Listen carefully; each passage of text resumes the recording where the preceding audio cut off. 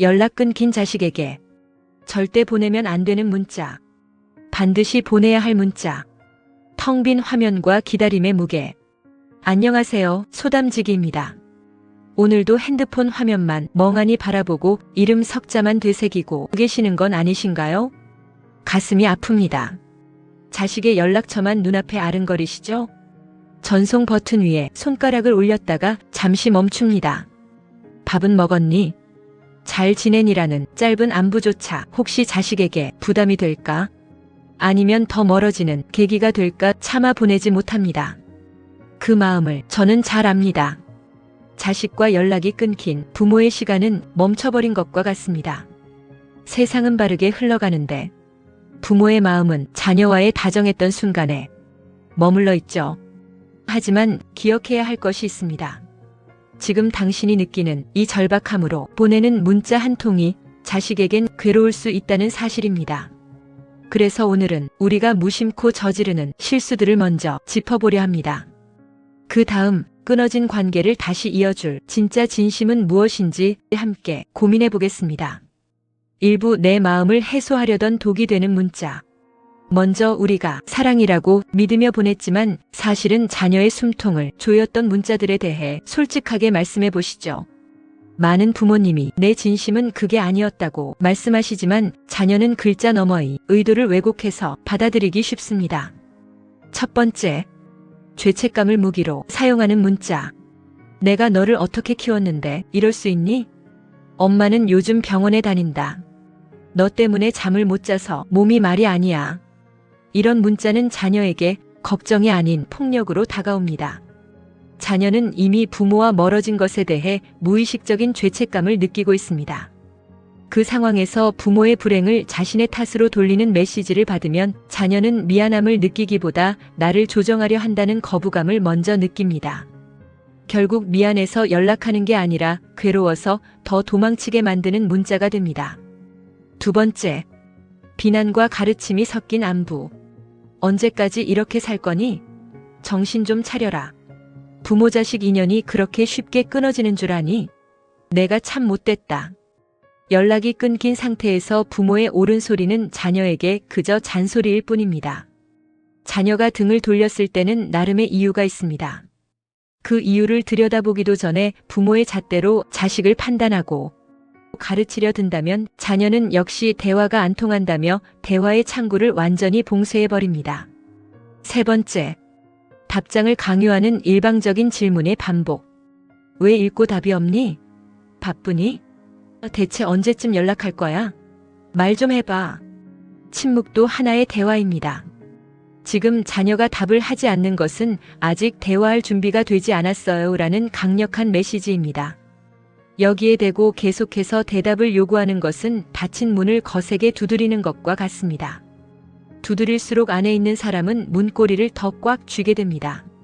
부모의 아픔보다 자식의 침묵을 먼저 읽어주세요. 부모님들, 억울하시고 서운하시지요? 내가 죽을 죄를 지은 것도 아닌데 자식이 어떻게 이럴 수 있나 싶으실 겁니다. 하지만 관계를 회복하고 싶다면 잠시 부모로서의 권위와 서운함을 내려놓아야 합니다. 자식이 등을 돌린 건 당신을 미워해서가 아니라 자기 자신을 보호하기 위해서일지도 모릅니다. 이제 우리는 자식에게 숙제를 주는 문자가 아니라 자식이 편안하게 숨을 쉴 수 있는 문자를 보내야 합니다. 그렇다면 한 가지 질문이 남습니다. 그런데 우리는 왜 그 자식에게 숨 쉴 공간을 주지 못하는 문자를 보낼 수밖에 없었을까요? 부모님들께 이 질문을 드리면 많은 분이 고개를 떨굽니다. 보내면 안 된다는 건 알았어요. 그런데 그 순간엔 도저히 참을 수가 없었어요. 그 문자는 사랑이 없어서 나온 말이 아니었습니다.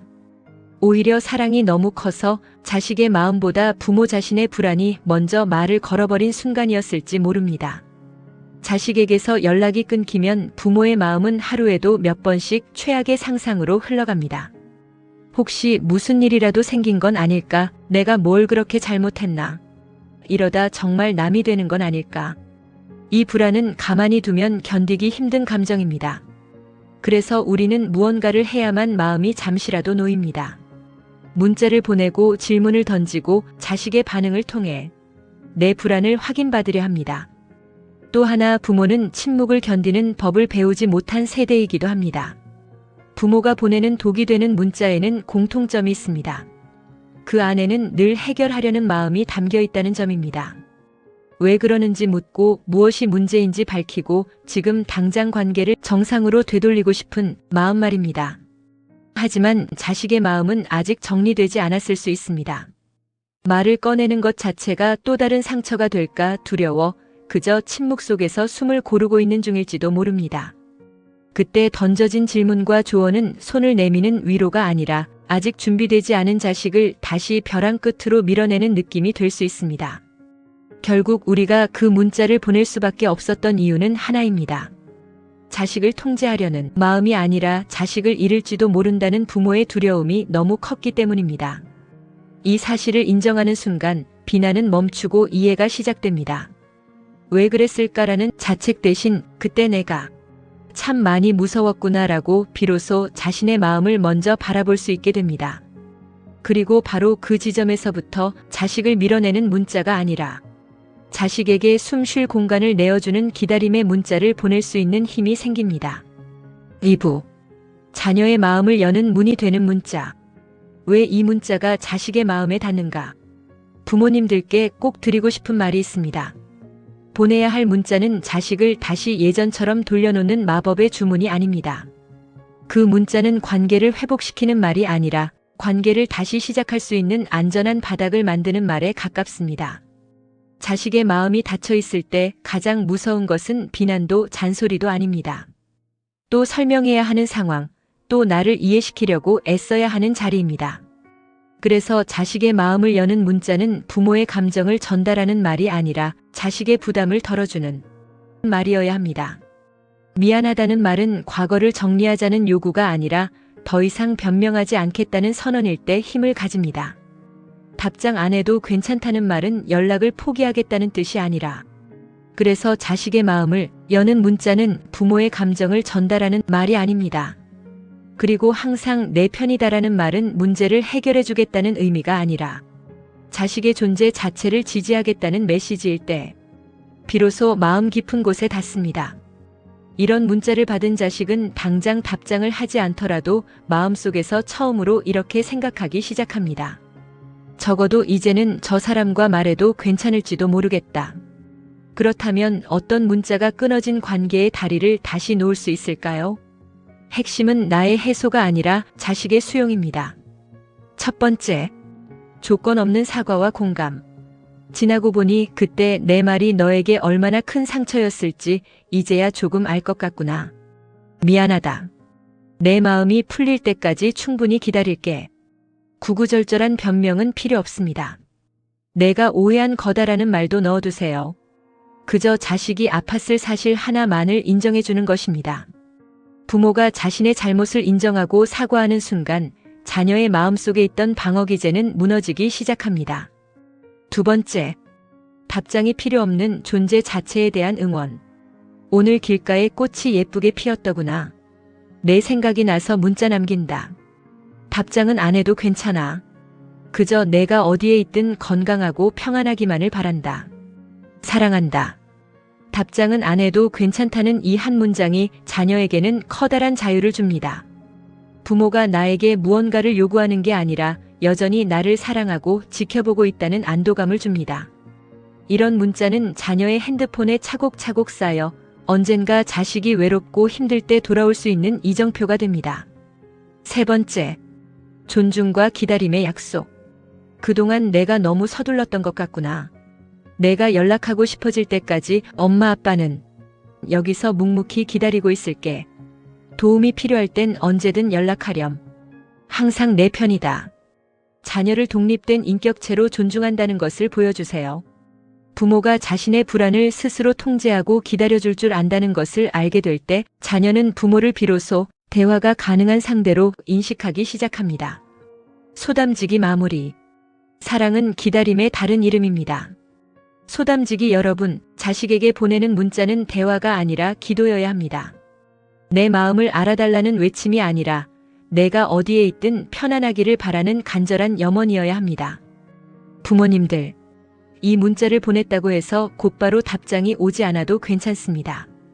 문자는 문을 여는 손잡이이지 그 문을 당겨 여는 힘까지 대신해 주지는 않습니다. 자식의 몫인 한 걸음을 부모가 대신 걷지 않겠다고 결심하는 것, 그것이 바로 이 문자가 가진 가장 큰 힘입니다. 당신이 보낸 따뜻한 문자 한 줄은 지금 당장은 보이지 않더라도 자식의 마음속 깊은 곳에 씨앗처럼 심겨 있습니다. 그 씨앗이 언제 싹을 틔울지는 자식의 몫이지만 그 씨앗이 자랄 수 있는 따뜻한 토양을 만드는 일은 부모가 할 수 있는 가장 큰 사랑입니다. 오늘 밤에는 서운함을 꾹꾹 눌러 담은 긴 장문 대신 자식의 이름을 마음속으로 한번 불러보고 사랑한다, 기다릴게. 이 짧은 진심 한 줄을 먼저 건네보시는 것 어떨까요? 여러분의 가정에 언젠가 다시 평온한 쉼표가 찍히는 그날까지 저 소담지기가 늘 이 자리에서 함께하겠습니다. 소담지기는 매주 수요일 마음이 지칠 때 꺼내볼 수 있는 이야기로 찾아옵니다. 다음 이야기도 조용히 기다려주세요. 오늘 이야기가 조금이라도 마음에 닿았다면 구독과 좋아요로 조용한 응원을 보내주세요. 여러분의 한 번의 클릭이 이런 이야기를 계속 이어갈 수 있는 큰 힘이 됩니다. 여러분의 문자 사연이나 고민을 댓글로 남겨주시면 함께 마음을 나누겠습니다. 지금까지 마음의 쉼표를 찍어가는 공간, 소담한 쉼표의 소담지기였습니다. 오늘도 함께 해주셔서 고맙습니다.